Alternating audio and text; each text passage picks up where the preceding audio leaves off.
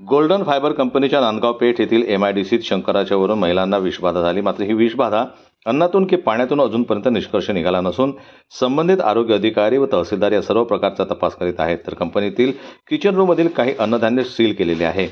Golden कंपनीच्या gate समोर कामगार महिलांनी आंदोलन केलं। यावेळी अमरावतीतील श्री महाकाली शक्तीपीठ येथील 1008 महाराज शक्ती महाराज हे उपस्थित झाले।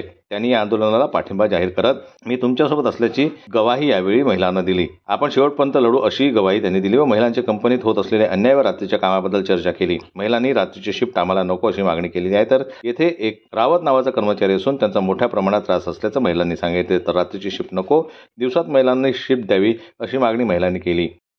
काय त्रास आहे रात्रीच्या शिफ्टचा आणि विषबाधा झाली याचं काय प्रकरण आहे? पाण्यापासून आणि जेवणापासून ती विषबाधा झाली आहे आणि जेवण पण इथे खूप ऑइली मिळते। कारण इथं ना सगळे लेडीज आणि मुलं म्हणजे सगळेजण जेवण करतात आणि 4 वाजताचा नाश्ता मिळते, ते पण एकाच तेलाचा वापर केला जाते जेवणामध्ये आणि नाश्त्यामध्ये। त्याच्यापासून नाईटला खूप बिमाऱ्या तयार होते आणि ॲसिडिटी प्रॉब्लेम हे ते सगळ्या म्हणजे खूप कोणाला डोक्याचा त्रास, कोणाला कशा म्हणजे खूपच त्रास निर्माण होते। आणि नाईटची शिफ्ट आहे, कशी नाईटची शिफ्ट असते आणि या शिफ्ट नको आहे असं महिलांचं म्हणणं आहे। अक्षरशः महिला इथे रडत आहे आज। हो सर, नाईट शिफ्टला जर तब्येत खराब झाली तर ते फक्त आपल्याला 5 मिनिटच चेंजिंग रूममध्ये बसायला लावते, नंतर म्हणजे तुम्ही मशीनवर जा म्हणते।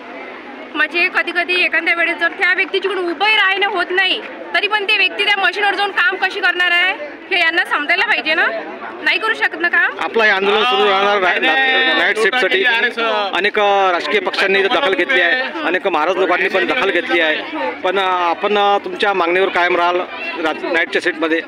इथे शक्ती महाराज सुद्धा शक्तीपीठाचे आलेले आहे, त्यांनी सुद्धा पाठिंबा दिलेला आहे